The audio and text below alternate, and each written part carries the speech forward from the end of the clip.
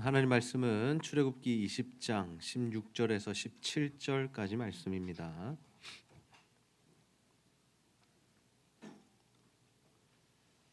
출애굽기 20장 16절에서 17절까지 말씀 우리 한 목소리로 함께 읽겠습니다. 시작.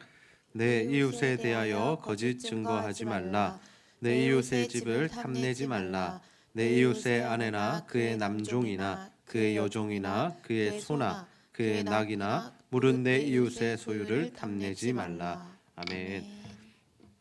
오늘은 거룩한 삶을 삽시다. 거룩한 삶을 삽시다라는 제목으로 하나님의 말씀 나눕니다. 오늘도 하나님 예배하기 위해 모인 여러분 모두를 환영하고 축복합니다. 우리 옆 사람과 한번 인사하겠습니다. 십계명이 끝났습니다. 네, 십계명이 끝났습니다. 오늘까지 우리가 십계명 말씀 나누고자 하는데요. 바라기는 여러분 모두가 정말 십계명의 말씀대로 사셔서 하나님께서 약속하신 그 복을 받게 되시기를 주님의 이름으로 축복합니다. 오늘 우리가 제9계명과 10계명의 말씀, 두 계명의 말씀 함께 살펴보고자 합니다. 여러분, 우리가 10계명 말씀을 함께 시작했는데 우리가 10계명을 이제 시작할 때 서론 부분에서 어떤 말씀을 드렸었냐면 하나님께서 10계명을 주신 이유가 무엇인가에 대해서 여러분과 함께 나누었습니다. 기억나시나요? 10계명이 어느 시점에 주어졌다 그랬죠? 이스라엘 백성들이 뭐한 이후에 10계명이 주어졌죠? 네, 막 조금 나오려면 뭐한 이후에? 네, 애굽에서 나온 이후에, 출애굽한 이후에 하나님께서 이스라엘 백성들에게 10계명을 주셨어요. 그 이유가 무엇이냐? 이것 지키면 구원받는다가 아니라 구원받은 하나님의 백성들이 어떻게 살아야 하는가, 그리고 이 말씀대로 살아갈 때 내가 너희들에게 복을 주겠다라는 것이 바로 하나님의 뜻과 계획이었다라는 거죠. 그래서 우리가 살펴본 10계명 1계명에서 4계명까지는 하나님을 어떻게 사랑해야 하느냐에 대한 내용이고, 5계명에서 10계명까지 말씀은 우리가 이웃을, 사람을 어떻게 대하고 사랑해야 되느냐에 대한 말씀입니다. 즉 하나님의 자녀는 이 하나님과 이웃을 사랑하는 삶을 살아야 하는데 그 방법이 과연 무엇인가를 우리에게 알려주신 게 바로 10계명의 말씀이다라는 거죠. 그래서 이 10계명의 말씀은 구약 시대 3500년 전 옛날 모세 시대에만 해당되는 말씀이 아니라 지금 21세기를 살아가는 우리들에게도, 지금 그리스도인들에게도, 우리 제자들교회 중고대청 여러분에게도 동일하게 적용할 수 있는 말씀이고, 우리가 그 말씀대로 진짜 살 때 하나님께서 우리에게 뭔가 큰 복을 부어주신다라는 거죠. 근데 우리가 이 10계명 말씀을 볼 때 그 중심에 무엇이 있는가 하면 바로 거룩이 있습니다. 거룩. 한번 따라해 봅시다. 거룩. 여러분, 거룩이 뭡니까? 네, 거룩이 뭐예요? 거룩하다. 네. 하나님이 내가 거룩하니 너희도 거룩하라라고 말씀하셨는데 그 거룩이 뭘까요? 이 거룩이 뭐냐면 바로 우리가 세상과 구별되는 삶을 살아가는, 우리의 존재 자체가 하나님의 자녀가 되었기 때문에 세상 사람들과 동일한 삶을 살아갈 수 없다라는 거죠. 그래서 하나님이 우리에게 원하시는 것은 거룩한 삶, 구별된 삶, 세상 사람들과는 다른 가치관을 가지고 그냥 다른 삶의 모습으로 살아가기를 원하신다라는 겁니다. 오늘 우리가 마지막으로 9계명에서 10계명 말씀 살펴볼 텐데요. 구체적으로 우리가 어떻게 거룩해야 할지에 대한 말씀 함께 나누면서 여러분들의 삶이 정말 주님을 닮아 하나님이 원하시는 거룩한 삶으로 변화되어 가시기를 주님의 이름으로 축복합니다. 축복합니다. 네. 여러분, 10계명 제9계명의 내용이 무엇입니까? 함께 읽습니다. 시작. 거짓 증거하지 말라. 함께 읽습니다. 시작. 거짓 증거하지 말라. 여러분, 거짓 증거가 뭘까요? 거짓말하는 거. 우리가 쉽게 거짓말이라고 생각합니다. 물론 우리가 일상을 살아가는 동안에 거짓말을 하면 될까요? 안 될까요? 왜 안 돼요? 왜 거짓말하면 안 되죠? 왜 안 될까요? 안 되는 이유가 뭐야? 우리가 이 거짓 증거하지 말라라는 이 계명을 어떻게 생각할 수 있냐면 단순히 일반적인 삶 가운데 거짓말하지 말라라는 그러한 가르침으로 받아들일 수 있어요. 물론 우리 그리스도인들이 하나님 앞에서 도덕적으로 율법적으로 거짓말하지 않는 것 중요합니다. 거짓말하는 사람 우리가 신뢰할 수 없고 거짓말을 하는 사람과 우리가 함께 하나님의 나라를 이루어갈 수 없죠.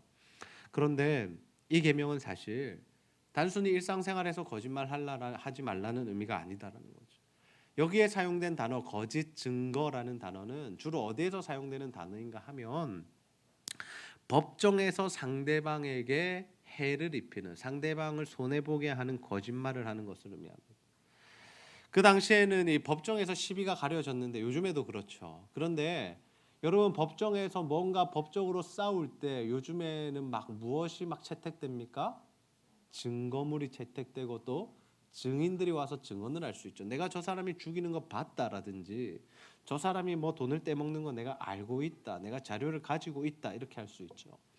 그런데 그 당시에 지금처럼 뭐 핸드폰이나 뭐 사진기가 발달한 시대도 아니었고 증거물을 수집할 수 있는 것도 없었고 사람이 사람을 죽였는데 어떻게 증거물이 남을 수가 없다라는 거죠. 그래서 그 당시에는 재판을 할 때 누구의 역할이 굉장히 컸냐면 이 증인들의 역할이 컸다라는 거죠. 증인 두세 사람이 와서 저 사람이 살인자입니다라고 이야기하면 그 사람이 살인자가 되는 거였습니다. 이러한 맥락 속에서 하나님께서 이스라엘 백성들에게 주신 말씀이 뭐냐면 거짓 증거하지 말라라는 거죠. 니네들 거짓말로 다른 사람 죄인 만들고 다른 사람들 손해 끼치게 하고 피해 보는 일 없도록 하라라는 겁니다. 여러분 하나님은 우리가 이웃을 사랑하기 원하세요. 그런데 그 이웃을 사랑한다는 게 뭡니까? 지켜주고 보호해 주는 거죠. 그 사람의 인격, 그 사람의 생명, 그 사람의 사유재산을 우리가 보호하고 지켜줘야 하는데 우리의 거짓말을 통해서 그 사람의 그러한 부분들이 무너지게 되고 사라지게 되고 손해를 보게 된다면 그것은 이웃을 사랑하는 모습이 아니다라는 겁니다. 여러분 이 말씀 우리 시대에 어떻게 적용할 수 있습니까? 우리가 법정 가서 실제로 거짓 증언하는 일 별로 없습니다. 여러분 법정 가보셨어요? 법원 가보셨어요? 가봤어요? 네. 법원 가서 뭐 증언해 본 적 있으세요? 잘 없죠. 우리가 이런 일 경험하기 쉽지 않습니다. 물론 있는 분도 계시지만 우리가 법정에 가긴 힘들지만 사실 우리가 말을 통해서 어때요? 말을 통해서 다른 사람에게 피해를 주고 손해를 끼칠 수는 있다라는 거죠. 그래서 우리가 이 시대의 이 말씀 어떻게 받아들일 수 있냐면 말 조심하라는 말씀으로 받아들일 수 있다라는 거예요. 지금 시대는 말로 사람을 죽입니다. 실제적인 말이 아니라 댓글로도 사람이 죽기도 하죠. 그래서 우리는 말을 하면서 다른 사람의 인격을 비하하거나 다른 사람을 비난하거나 그리고 욕하는 이러한 일들을 멈추어야 합니다. 추측성 발언들이라 그러죠. 그런 것도 우리가 하지 않아야 된다는. 무엇만 이야기해야 됩니까? 정확한 팩트만 이야기해야 되는 팩트만. 내가 봤다면 그 본 것에 대해서만 이야기해야지. 내가 경험했다면 그것에 대해서만 이야기해야지. 내가 들으니까 이렇다더라. 내 생각에는 이런데? 그러면 그 사람 진짜 나쁜 사람이네. 막 이렇게 계속 말이 번져가고 또 말이 자꾸만 와전되는 일들을 우리가 해서는 안 된다는 거죠. 여러분 말이라는 것은 한 사람의 인격을 살리기도 하고 죽이기도 합니다. 여러분 사람들 많은 데서 다른 친구들 무한 주면 돼요, 안 돼요? 그것은 그 사람의 인격을 죽이는 거죠. 그러나 반대로 우리가 따뜻한 말 한마디를 해줄 때 그 한 인격이 살아나고 격려를 받고 새롭게 살아갈 힘을 얻을 수도 있다는 거죠. 그래서 예수님은 우리의 말이 얼마나 중요한가에 대해서 이렇게 말씀하시죠. 우리 마태복음 15장 11절 말씀 함께 읽습니다. 시작. 입으로 들어가는 것이 사람을 더럽게 하는 것이 아니나 입에서 나오는 것이 사람을 더럽게 하는 것이니라. 아멘.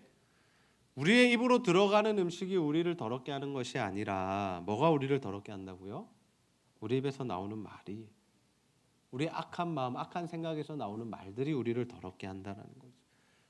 사도 바울은 그리스도인들이 어떠한 언어 생활을 해야 하는지 구체적으로 이렇게 말씀합니다. 우리 에베소서 4장 29절 함께 읽습니다. 시작. 무릇 더러운 말은 너희 입 밖에도 내지 말고 오직 덕을 세우는 데 소용되는 대로 선한 말을 하여 듣는 자들에게 은혜를 끼치게 하라. 그리스도인들이 뭐 조심하라는 거예요? 말 조심하라는 거죠. 말 조심해야 된다. 선한 말을 하여 덕을 끼치는 언어 생활을 하라라는 거죠.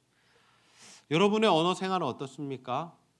여러분 친구들 만나면 욕 쓰나요, 안 쓰나요? 연인은 욕을 쓸까요, 안 쓸까요? 네. 여러분 다른 사람 만나서 막 다른 친구들 욕하고 비난한 적 있으십니까? 뒷담화라 그러죠. 뒷담화하고 막. 예.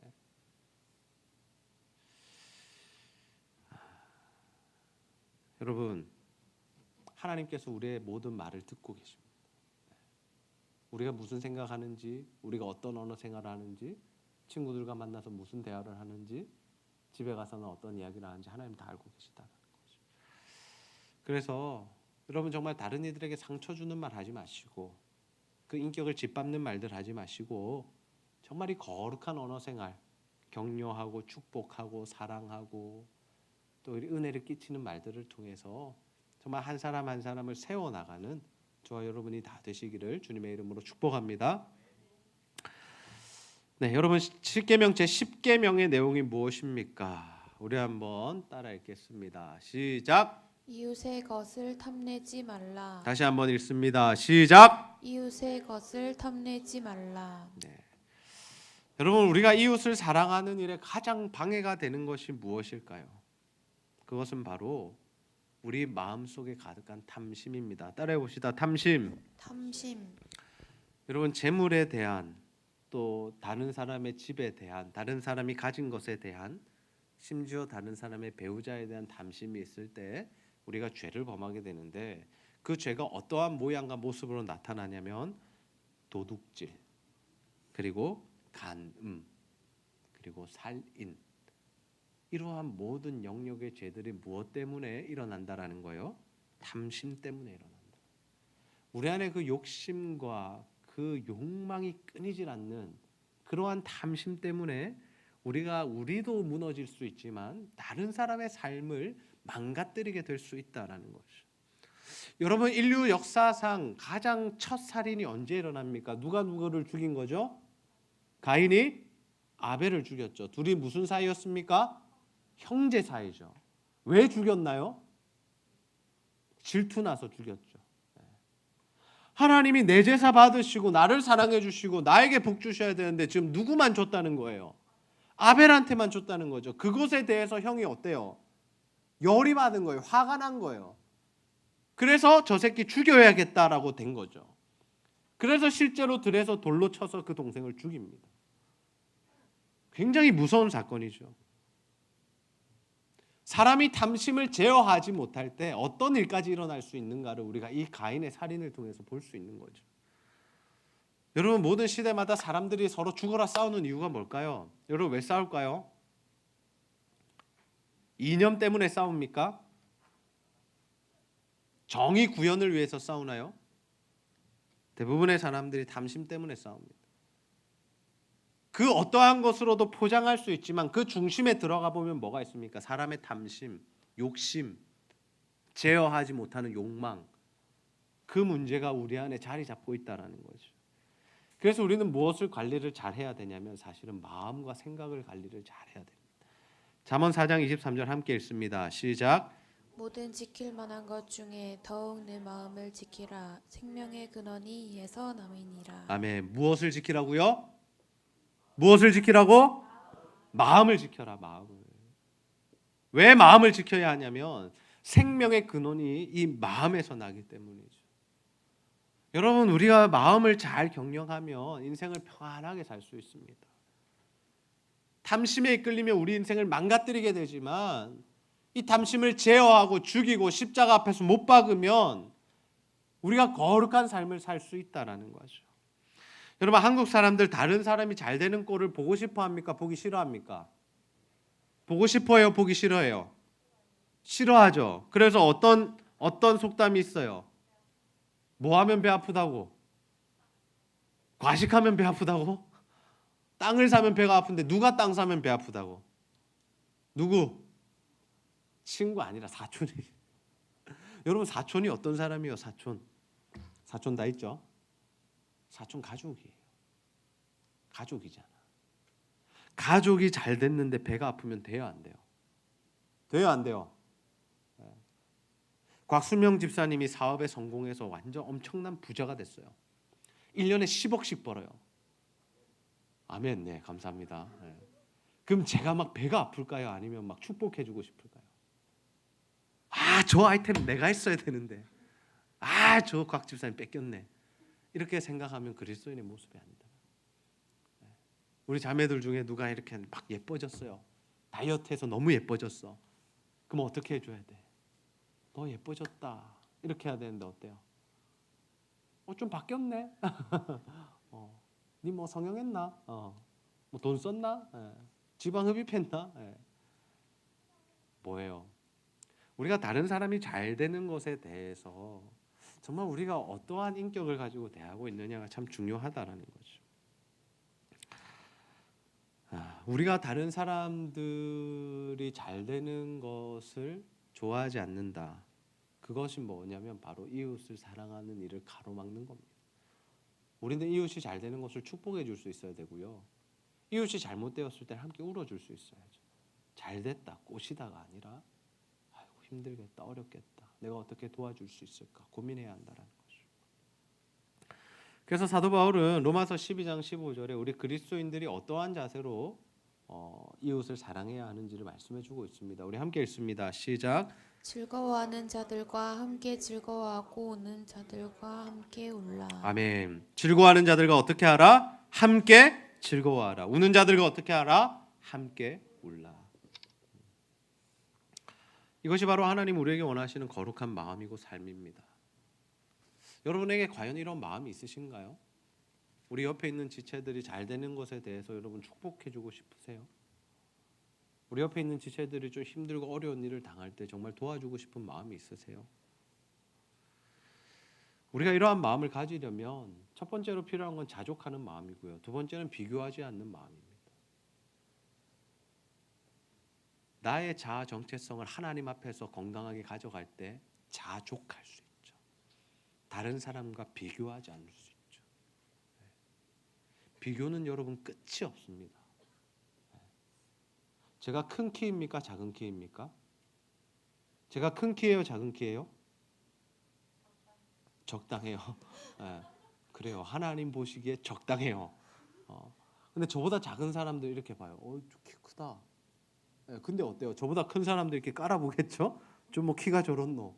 제가 이번 주에 그런 일이 있었어요. 길을 지나가는데 농구 선수들을 만났어요. 농구 선수가 키가 얼마인 줄 아세요? 한 2m 되는 거예요. 저도 나름대로 뭐 이 정도 키면 만족하며 살거든요. 병원 가서 재면 컨디션 좋을 때 180.4, 안 좋을 때 179.6, 한 0.8cm 왔다 갔다 해요. 왜 그런지 모르겠지만, 그래서 팔굽혀펴기하고 키 재면 커진다 그래 막 그렇게 하기도 해요. 건강 검진 받을 때. 근데 2m가 딱 나타나니까요, 와 사람이 초라해지더라고요. 왜요? 그 순간 제가 비교한 거죠. 우와 크다. 쭈그러들더라고요. 막 쭈그리가 되더라고. 근데 더 열받는 건 뭐냐면 잘생겼어. 운동선수인데 운동만 잘하면 왜 이렇게 잘생겼냐. 머리도 작고. 그게 제가 조금 힘들었어요. 마음이.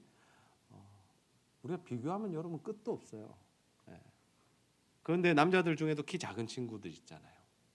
그 친구들 만나면 제가 좀 어떨까? 또 마음이 좀 높아지죠. 아이고 난 좀 큰데 저것밖에 안 되나.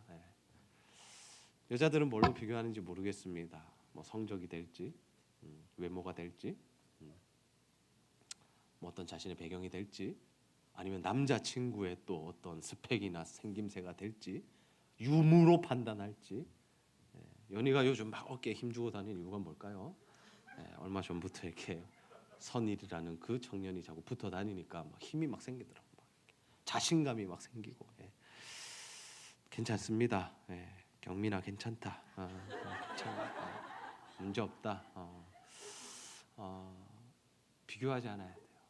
우리는 비교가 아니라 하나님 안에서의 자존감을 가지면 돼요. 건강한 자존감. 나는 하나님 자녀니까 꿀릴 것 없다. 그리고 상대방도 하나님 자녀니까 내가 귀하게 봐야지. 그 마음이 있으면 우리가 마음껏 축복해 줄 수 있고 또 마음껏 울어줄 수가 있는 거죠.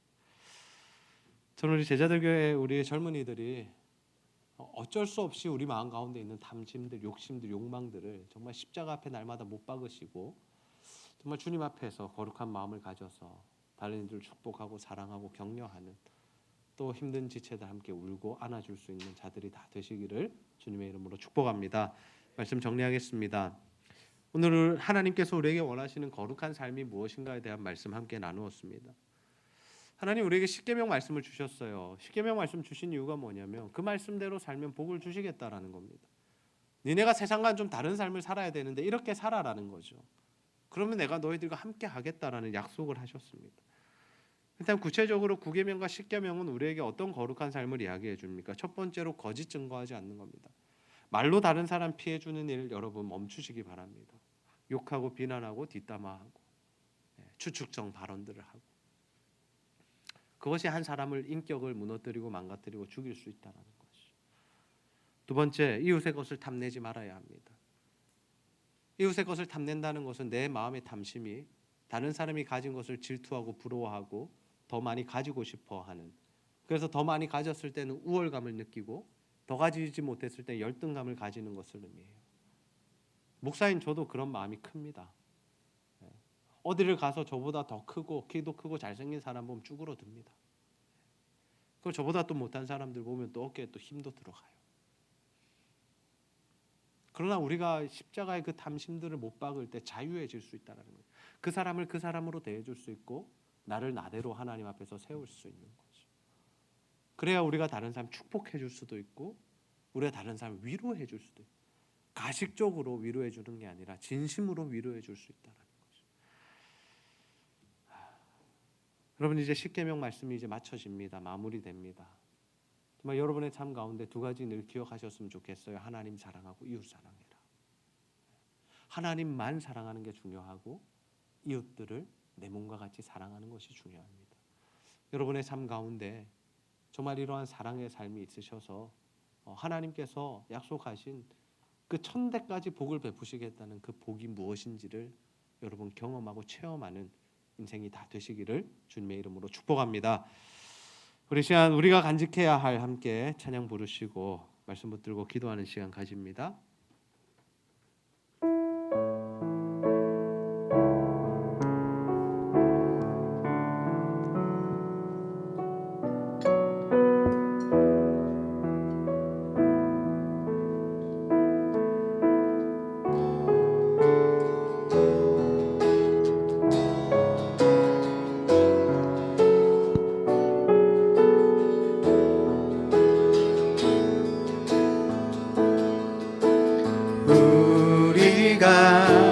간직해야 할 소중한 것 있다면 내 삶을 누군가에게 나눠줄 수 있는 것. 우리 옆 사람 손잡고 찬양해 볼까요? 약하고 어리석은 나 자신을 본다 해도 그곳을 그대로를 사랑할 수 있으면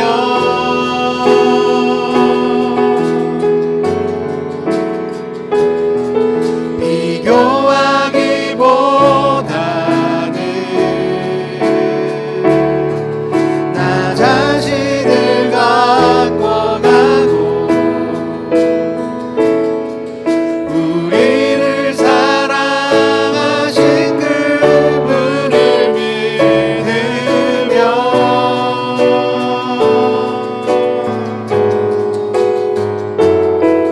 외로운 사람들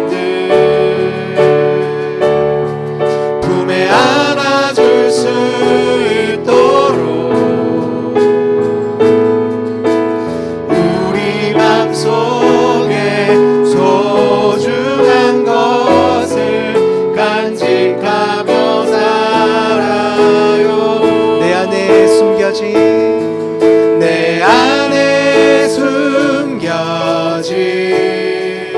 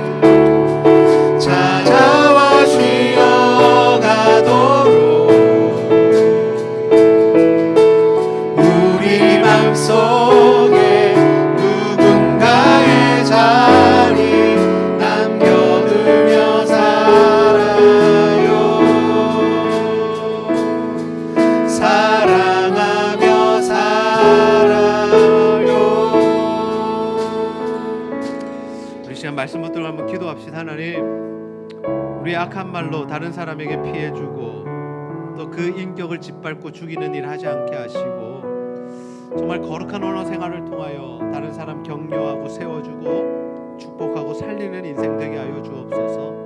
아버지, 우리 안에 있는 이 탐심과 욕심과 욕망들 십자가에 못 박게 하여 주시고 더 이상 다른 사람과 나를 비교하지 않으며 정말 늘 이웃을 사랑하고 지켜주는 삶 마음껏 축복하고 또 진심으로 위로하고 격려해 줄 수 있는 우리의 삶이 되게 해달라고 우리 오늘 말씀을 붙들고 하나님 앞에 거룩한 삶을 살게 해달라고 우리 간절히 한번 기도하도록 하겠습니다. 아버지 하나님, 참으로 감사합니다. 오늘 하나님 우리를 이 자리에 속에 다시 한번 하나님 소중한 것을 간직하며 살아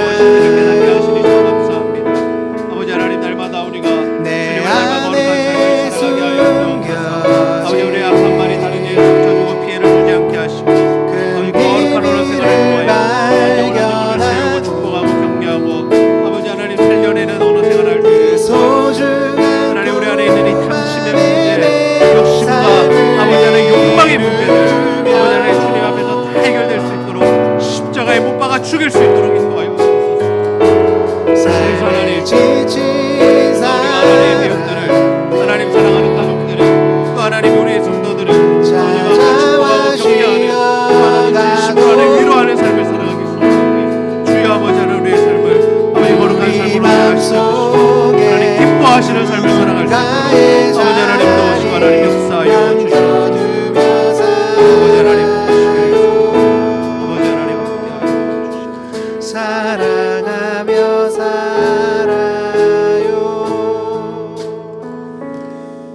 하나님 참 감사합니다. 오늘도 우리에게 십계명 제9계명과 10계명의 말씀을 주시고 하나님이 우리에게 원하시는 거룩한 삶의 모습이 어떠한지를 구체적으로 알려주시니 너무나 감사합니다.